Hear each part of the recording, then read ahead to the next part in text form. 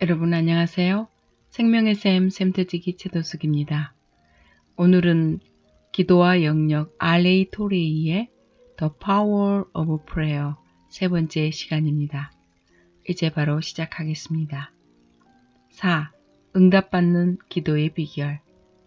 이 장에서 우리는 응답받는 기도의 비결이라는 주제를 가지고 같이 생각해 보려고 한다. 우리 그리스도인의 기도 생활에 있어서 이것만큼 중요한 것은 없다. 기도의 응답에 대한 중요성과 그 비결을 성경에서 찾으며 당신과 함께 이 문제를 깊이 생각해 보고 싶다. 내가 로스앤젤레스에 있는 사업가들에게 가서 그 도시의 어떤 은행에 가면 그들이 원하는 때에 융자를 받을 수 있다고 말했다고 상상해 보라. 그 사업가들은 나의 말을 듣고 어떻게 생각하겠는가? 이 소식은 그들에게 있어서 최고의 기쁨과 용기와 격려가 될 수 있다. 기도도 이와 마찬가지다. 기도라고 하는 것은 자본금이 무한히 예비되어 있는 우주에서 가장 거대한 돈을 비축하고 있는 천국 은행에 가서 우리가 원하는 것만큼 찾을 수 있는 수단이다. 내가 만일 당신에게 모년 모월 모시에 천국 은행에 가서 당신이 원하는 모든 것을 얻을 수 있는 비결을 가르쳐 준다면 그것은 가장 중대한 정보를 얻는 것이며 생애 최대의 감격의 순간이 될 것이다. 성경은 이 모든 비결을 우리에게 가르쳐 주고 있다. 성경은 우리에게 우리가 어떻게 천국 은행에 가서 어떻게 구하는 것을 얻을 수 있는가에 대한 방법을 잘 제시해 주고 있다. 이 방법에 대한 성경의 가르침은 많은 그리스도인들의 실제적 체험을 통해 그것이 진리이며 사실이라는 것을 확인할 수 있다. 그러므로 우리는 하나님의 말씀 가운데서 이 모든 기도 응답에 대한 비결을 찾아보기로 한다. 우리는 먼저 사도행전 12장에서 가장 훌륭한 기도의 내용과 가장 놀라운 기도 응답에 대한 기록을 읽을 수 있다. 헤롯 왕이 요한의 형제 야고보를 살해했다. 이것은 유대인들을 크게 기쁘게 했다. 그러므로 헤롯은 모든 사도들의 지도자인 베드로를 체포하여 그도 살해하려고 시도했다. 그래서 유대인들에게 큰 명절인 무교절에 베드로를 잡아 감옥에 가두었다. 헤롯과 유대인들은 당장 베드로를 죽이고 싶었지만 그들의 무교절 절기를 욕되게 하고 싶지 않기 위해서 그 절기가 끝나기까지 잠시 동안 감옥에 가두어 버렸다. 그들은 유월절이 끝나자마자 베드로를 처형하기로 굳게 마음먹고 그날이 오기를 기다렸다. 이제 유월절이 끝나기 바로 전날 밤이 되었다. 내일 아침이면 베드로는 끌려나가 죽음을 당해야 했다. 베드로가 살아날 수 있는 희망은 거의 없었다. 아니 완전히 그 희망은 끊어져 버렸다. 왜냐하면 베드로는 아주 견고하고 깊은 지하 감옥에 투옥되었는데 16명의 군인이 지켜보고 있었고 또 양쪽 팔목에 쇠사슬을 매어 다른 두 병사의 팔목에 연결시켜 놓고 같이 자게 했다. 정말 베드로는 조금도 살아날 가능성이 없었다. 그러나 예루살렘에 있는 그리스도인들은 그 위급한 상황에서 베드로를 구원해 달라고 간절히 기도했다. 그들은 폭도들을 조직하여 지하 감옥을 넣는가? 아니다. 지하 감옥은 잘 훈련된 로마의 군인들이 지키고 있으므로 어느 폭도들도 그들을 당해낼 수 없었다. 그리고 지하 감옥 자체가 너무도 견고하게 지어져 있기 때문에 폭도들의 습격으로는 베드로를 탈출시킬 수가 없었다. 그렇다고 해서 그리스도인들이 그 당시에 예루살렘에 있는 유명한 그리스도인들의 이름을 서명하여 헤롯 왕에게 베드로를 풀어달라고 진정서나 탄원서를 보냈는가? 아니다. 사실 그렇게 하면 혹시 효력이 있었을지도 모른다. 그 당시 예루살렘에는 수천 명을 헤아리는 그리스도인들이 있었다. 그러나 그들 가운데서 영향력을 미칠 수 있는 사람은 극소수였다. 수천 명의 그리스도인들이 서명한 탄원서를 냈다면 교활한 헤롯은 그것을 정치적으로 이용했을 것이다. 예루살렘의 그리스도인들은 그러한 어리석은 짓을 하지 않았다. 그들은 예루살렘에 살고 있는 성도들로부터 거액의 돈을 모금하여 헤롯에게 그 돈을 뇌물로 바치면서 베드로를 풀어달라고 간청했는가? 아니다. 그들은 그런 비성경적이고 비신앙적인 방법을 사용하지 않았다. 물론 헤롯에게 거액의 뇌물을 갖다 바쳤다면 혹시 성공했을지도 모른다. 왜냐하면 헤롯은 특히 그러한 접근 방법을 상당히 좋아했기 때문이다. 그러나 그들은 그런 마귀적인 수단과 방법을 이용하지 않았다. 그렇다면 그들은 도대체 어떻게 했는가? 그들은 바로 기도회를 열고 베드로를 감옥에서 나오게 해달라고 간절히 기도했다. 과연 이러한 성경적 광신자들이 모여 기도하는 것이 무모하며 아무런 효과도 없다는 말인가? 그들의 기도가 깊은 지하 감옥에서 곧 처형되기 위해 기다리고 있는 베드로를 구출해낼 수가 있는가? 만일 베드로를 반대하고 증오하는 사람들이 베드로의 구출을 위해서 기도회를 열었다는 것을 알았다면 말할 수 없는 조롱과 비웃음을 금치 못했을 것이다. 그리고 그 미친 사람들을 저주했을 것이다. 말할 것도 없이 그들은 서로 이렇게 말했을 것이다. 이 어리석은 광신자들의 기도가 어떻게 될지 한번 두고 보자. 그러나 베드로를 구출하기 위한 기도회는 완전히 성공하였다. 베드로는 죽음에 대한 어떠한 두려움도 없었으며 오히려 하나님의 능력 가운데 아주 평온히 쉬고 있었다. 그것은 다음날 처형될 줄 알면서도 그날 밤에 깊은 잠에 빠졌다는 것을 보아서 알 수 있다. 베드로가 16명의 군사들이 지키는 가운데 2명의 군사에게 쇠사슬로 묶여 깊이 잠들어 있을 때 호련히 하늘로부터 광채가 비치더니 하나님의 천사가 그의 곁에 섰다. 그 천사는 깊이 잠들어 있는 베드로의 옆구리를 쳐서 그를 깨우며 급히 일어나라고 재촉했다. 그 즉시 베드로의 두 팔목에 매어 있던 쇠사슬이 벗겨졌다.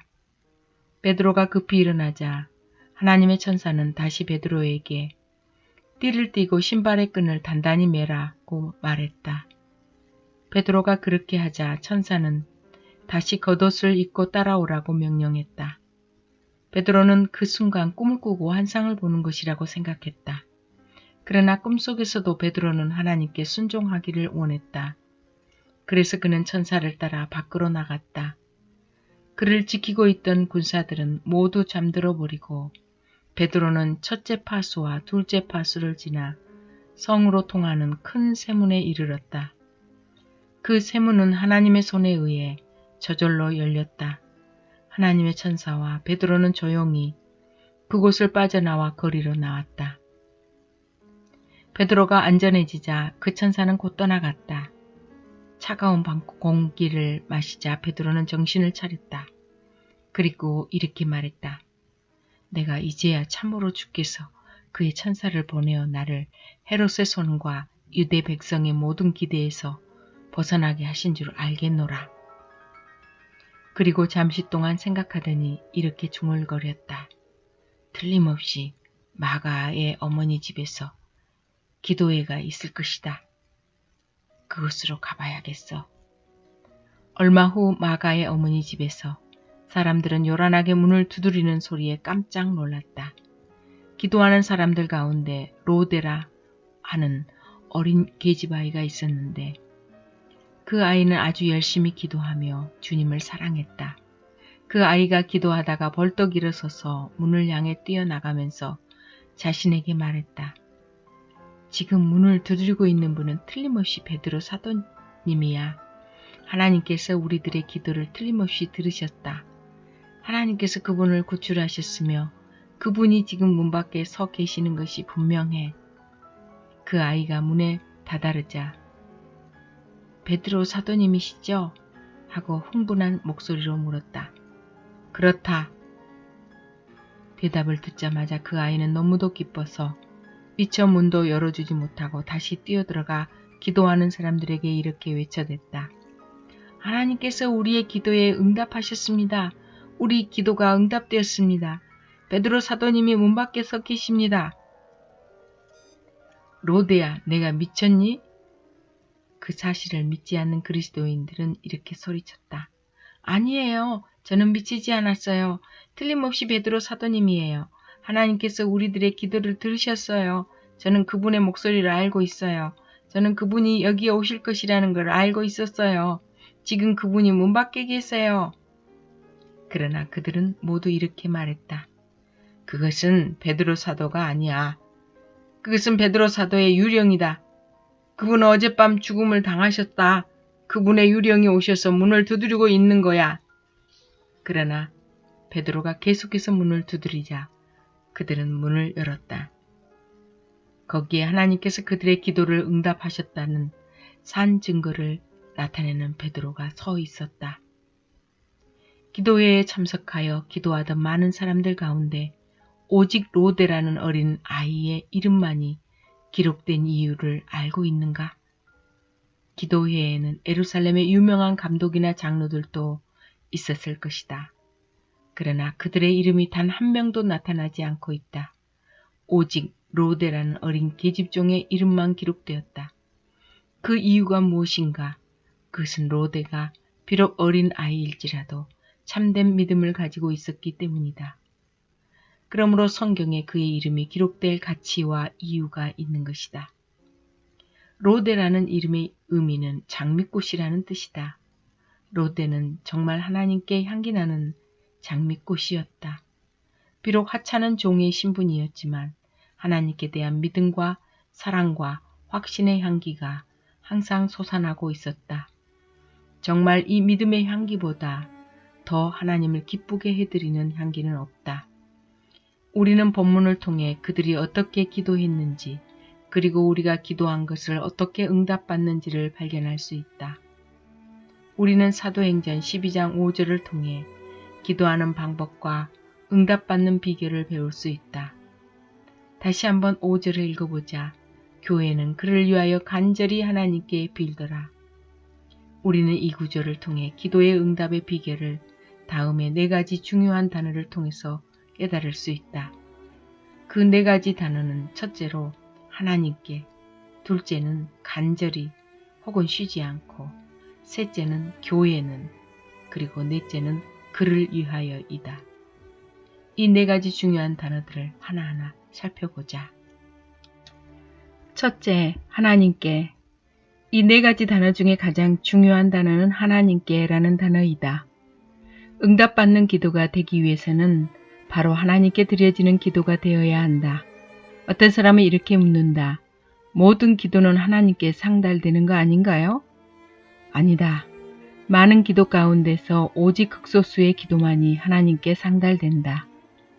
내가 생각하기로는 어떤 때는 100가지 중에 하나도 하나님께 상달되지 않는 때도 있다. 이렇게 말할 때 당신은 당신의 말을 이해할 수가 없소. 즉 하나님을 믿지 않고 이방인들이 우상이나 거짓 신들에게 기도하는 것을 말하고 있군요. 라고 할 것이다. 그러나 아니다. 내가 말하는 기도는 소위 그리스도인들이 하는 기도를 말하는 것이다. 나는 100가지 기도 중에서 한 가지도 하나님께 상달되지 않는다고 생각한다. 여기에 대해서 당신은 어떤 생각을 갖고 있는가?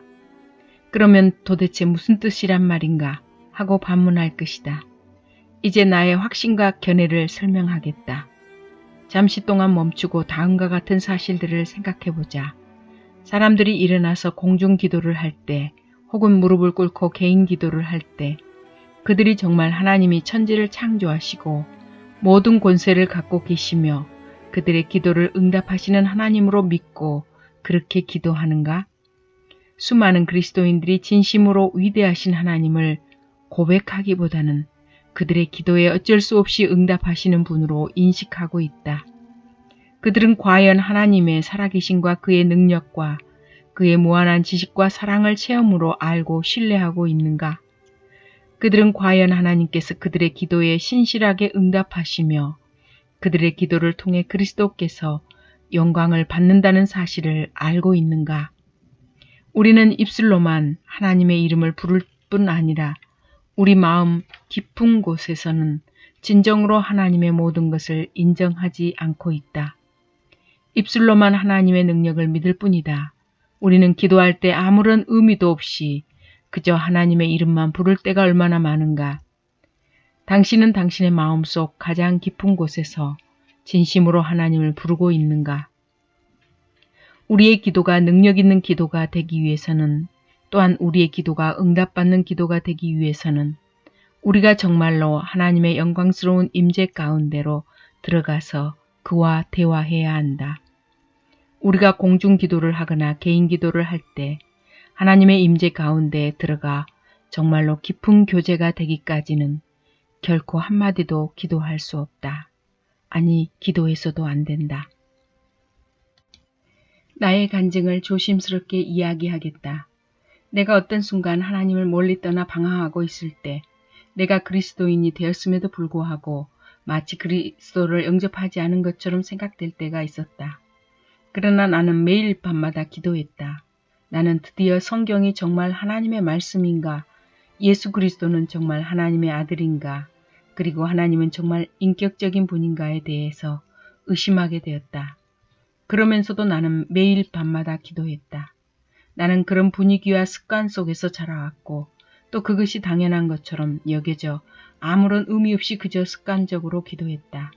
나는 하나님의 모든 것에 대한 깊은 회의와 불가지론의 함정에서 탈출하여 하나님과 그의 말씀을 신뢰하게 되었다. 그러나 기도는 여전히 습관적인 행위의 범위에서 탈피하지 못했다. 그 결과로 하나님과의 깊은 관계를 맺지 못하고 겉으로만 돌았다.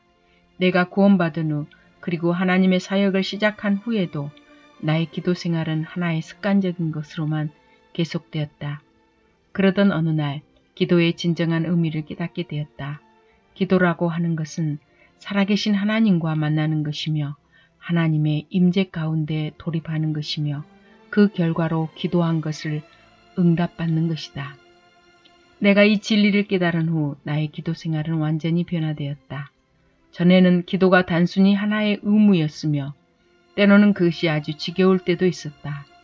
그러나 이제는 그 기도가 단지 의무일 뿐만 아니라 내 삶에 있어서 가장 높게 평가된다는 특권이다.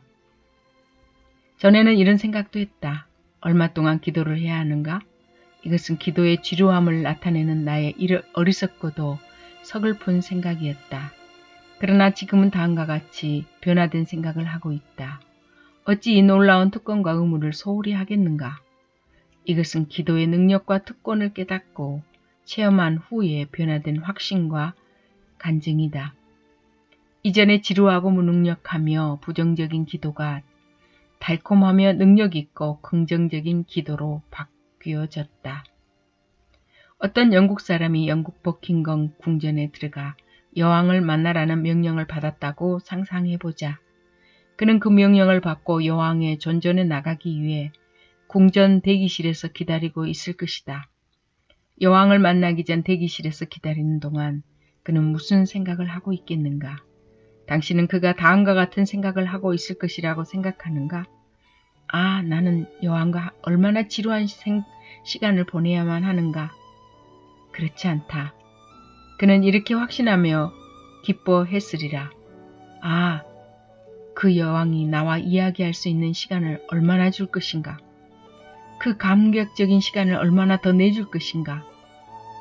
이와 같이 기도는 지상의 어떤 왕이나 여왕과도 비교할 수조차 없는 영원하고도 전능하신 우리 왕과의 깊은 만남과 대화이다. 기도의 능력을 체험한 사람은 전능하신 왕 중의 왕께서 그와 만나는 시간을 지상의 어떤 귀중한 시간보다도 귀하게 여길 것이다. 그런 사람은 주님과의 대화를 절대로 지루하게 그리고 무의미하게 보내지 않는다. 그에게 있어서 주님과의 만남의 시간은 생애 최고의 감격적인 순간이 될 것이다. 이 하나님께 라는 단어를 마음속 깊이 깨닫고 오늘부터 당신의 기도 생활이 능력 있는 기도 생활이 되기를 바란다. 당신이 공중 기도나 개인 기도를 할 때마다 하나님의 임재를 깨닫고 그 속에 깊이 들어가야만 진정한 기도를 할 수 있다는 것을 명심해야 한다. 이것은 정말 놀라운 비결이다. 그러나 여기서 한 가지 중요한 질문이 생긴다. 어떻게 하나님의 임재 가운데로 들어가며 또 하나님의 임재 속에 들어왔다는 것을 어떻게 확신할 수 있는가? 이 질문이야말로 능력 있는 기도 생활에 있어서 가장 중대한 질문이다. 여기에 대한 유일한 해답은 바로 하나님의 말씀인 성경에서 찾을 수 있는데 다음 두 부분에서 해답을 구할 수 있다. 첫째, 먼저 히브리서 10장 19절에서 이 문제에 대한 해답을 얻을 수 있다. 그러므로 형제들아, 우리가 예수의 피를 힘입어 성소에 들어갈 담력을 얻었나니 우리는 이 예수의 피를 힘입어 하나님의 임재 가운데 들어온다. 하나님의 전능하신 능력의 자리에 들어오기 위해서는 오직 이 방법밖에는 없다. 다른 방법은 용납될 수 없다. 그러면 이것은 도대체 무엇을 의미하는가? 다음과 같이 설명할 수 있다. 당신과 나 그리고 우리 모든 사람들은 하나님 앞에서 큰 죄인들이다. 하나님은 너무 거룩하시기 때문에 하나님을 모시고 있는 천사들도 그 앞에서 그들의 얼굴과 발을 가려야만 했다. 그러나 예수 그리스도께서 갈보리 십자가에서 돌아가시고 우리를 위해 완전한 속죄물이 되셨다. 우리 구주 예수 그리스도는 당신과 나의 흉악한 죄를 다 짊어지시고 죄의 값을 치르셨다. 우리 주님은 하나님의 저주를 받아 우리 대신 하나님 앞에 희생물이 되셨다. 우리가 진심으로 예수님을 나의 구주와 주님으로 내 마음속에 영접하고 그의 피로 말미암아 죄의 용서를 받은 순간 우리의 모든 죄는 용서되며 죄인이라는 칭호를 받고 사람들 위에 계시는 하나님과 그의 유일한 아들인 예수 그리스도께 나아갈 수 있다. 우리가 그의 존전에 나아갈 때 우리의 얼굴과 발을 가릴 필요가 없게 되었다. 왜냐하면 우리는 완전히 그의 사랑하는 자로 인정되었기 때문이다. 예수의 피를 힘입어 성소에, 즉 하나님의 임재 가운데로 들어간다는 의미는 무엇인가? 그것은 우리가 하나님께 가까이 갈 때 우리의 모든 의로움을 포기하고 내가 가장 비참한 죄인이라는 사실을 겸손히 인정하는 것이다. 그리고 우리의 모든 죄는 예수 그리스도의 보혈로 완전히 속죄되었다는 사실을 분명히 믿어야 한다. 그러므로 우리는 예수의 피를 힘입어 하나님의 가장 거룩한 곳으로 담대하게 나아갈 수 있다. 이 땅의 어느 누구도 자신의 의로운 행위로 하나님 앞에 나아갈 수 없다. 인간은 자신의 선행으로 하나님께 기도 응답이나 축복을 받을 수 없다. 그러나 이 세상에서 가장 추악한 죄인이라도 그가 자신의 죄를 철저하게 회개하고 예수 그리스도께서 그의 죄를 위해 피 흘려 돌아가셨다는 것을 믿는다면 언제라도 하나님 앞에 담대히 나아갈 수 있으며 하나님께 구한 모든 것을 응답받을 수 있다. 이 얼마나 놀라운 일인가. 그렇다. 이것은 진리이며 하나님의 불변의 약속이다. 하나님께 한없는 감사와 영광을 돌린다. 알렉산더 형제 하나는 런던에 있는 로얄 엘버트 강당에서 집회를 인도하고 있었다.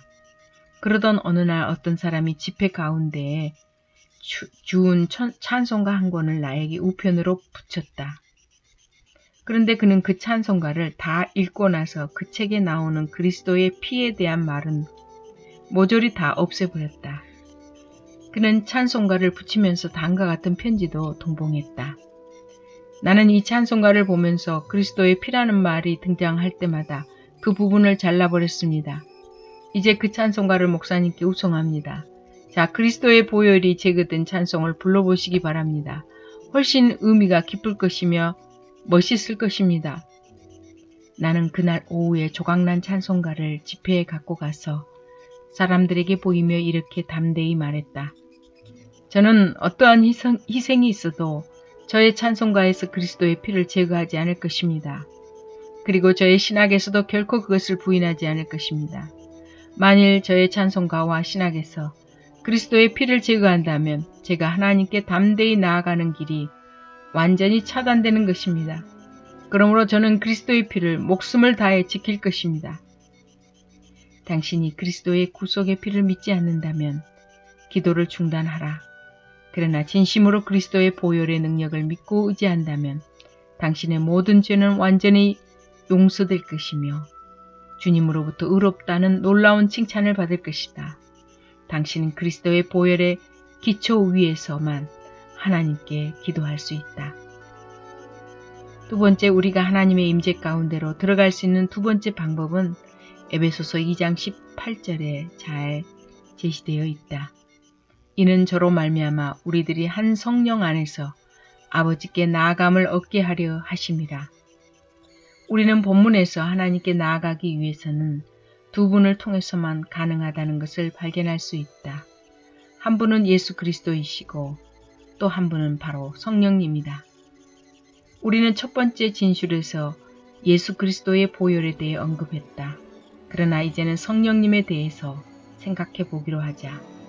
우리가 하나님의 깊은 임재 가운데로 들어가기 위해서는 성령님의 역사가 있어야 한다. 그리고 우리가 하나님의 거룩한 임재 속에 들어갔다는 사실을 확인할 수 있는 비결은 오직 성령의 역사라는 것을 명심해야 한다. 당신과 내가 기도할 때 우리를 하나님 앞으로 인도하며 그분께 우리를 소개하고 대면시키는 분은 바로 성령님이다. 성령님은 또한 우리를 대신하여 말할 수 없는 탄식으로 우리를 위해 하나님께 기도하고 계신다. 본문에서 나아감이라는 말의 히라보 원어는 라틴어에서 영어로 번역된 인도하다 혹은 대면시키다 라는 말과 같은 어원에서 시작되었다. 우리를 하나님께 인도하고 하나님의 거룩하시며 영광스러운 임재 가운데로 이끌어가는 것은 성령님의 역사다. 우리의 기도가 하나님께 상달되고 하나님을 기쁘시게 하며 하나님의 마음을 움직이게 하기 위해서는 성령님의 역사를 의지해야 한다. 성령님의 역사가 없는 기도는 아무런 의미가 없다. 당신은 기도할 때 다음과 같은 경험을 해본 적이 있는가? 무릎을 꿇고 기도할 때 마치 아무것도 없는 허공에 기도하는 것처럼 느껴진 적이 있는가? 그렇다면 그런 상황에서 어떻게 해야 하는가? 우리가 기도하고 싶은 마음이 일어나기까지 무작정 기다려야 하는가? 기도하기 싫다고 해서 혹은 기도가 잘 안 된다고 해서 기도를 중단해야 하는가? 아니다. 결코 아니다. 기도가 안 되고 기도하고 싶지 않은 순간이 기도해야 하는 순간이다. 이렇게 하나님께 말하라. 하나님, 저는 지금 기도가 되지 않을 뿐만 아니라 기도하고 싶지도 않습니다. 이렇게 주님께 솔직히 말할 때 벌써 그 자체가 기도한 것이다. 그리고 난 후에 어떻게 해야 하는가? 조용히 침묵을 지키고 하나님을 바라보면서 그분의 약속을 이루게 해달라고 기도하라. 성령님을 보내사 나를 하나님의 임재 가운데로 인도해달라고 간절히 기도하라. 그리고 난 뒤 성령님께서 역사하실 것을 기대하며 믿음으로 기다리라. 그때 성령님은 우리를 말할 수 없이 영광스러운 하나님의 임재 가운데로 인도하실 것이며 올바른 기도를 할 수 있도록 도와주시며 역사하실 것이다. 나도 이와 같은 경험을 한 적이 있다. 처음에 내가 기도하려고 무릎을 꿇었을 때 하나님의 임재를 도무지 느낄 수가 없었다. 그리고 내가 아무도 없는 허공에 대고 기도하는 것처럼 느껴졌다. 그때 나는 하나님을 바라보면서 그분을 전적으로 의지했고 성령님을 보내주시사 내가 어떻게 기도해야 하는지를 가르쳐 달라고 기도했다. 그리고 성령님의 역사로 내가 하나님의 마음속에 들어갈 수 있게 해달라고 간절히 기도했다. 드디어 성령님은 내 안에서 역사하셨다.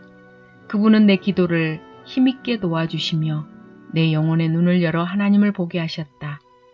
나는 성령님의 놀라운 역사로 영적인 눈을 통해 하나님의 영광을 볼 수 있게 되었다. 어느 날 밤 시카고 남부에 있는 어떤 교회에서 설교를 마치고 교회 밖으로 나오는데 어떤 중년 남자와 마주치게 되었다. 나는 그에게 그리스도인이냐고 물었다.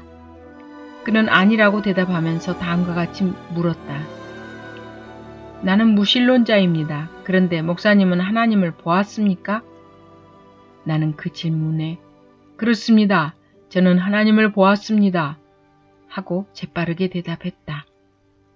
그 남자는 내 말을 듣고 깜짝 놀라며 한동안 아무 말이 없었다. 물론 내 육신의 눈으로 하나님을 보았다는 의미가 아니었다. 나는 두 가지의 눈을 갖고 있다는 것에 대해서 하나님께 감사를 드린다. 첫 번째 눈은 육신의 눈이고 두 번째 눈은 영적인 눈이다.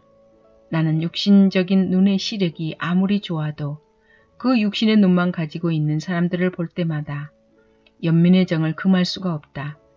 나는 행복하게도 육적인 눈으로 당신을 바라볼 수 있고 영적인 눈으로 하나님을 볼 수 있다. 하나님은 나에게 아주 좋은 육적인 눈을 주셨다. 내 나이 67세가 되었어도 안경을 쓰지 않아도 잘 볼 수 있다. 그러나 육적인 눈은 어떤 환경 속에서는 그 시력을 상실할 수 있지만 하나님을 만나고 바라볼 수 있는 영적인 눈은 다른 어떤 무엇과도 바꿀 수 없는 귀한 하나님의 선물이다.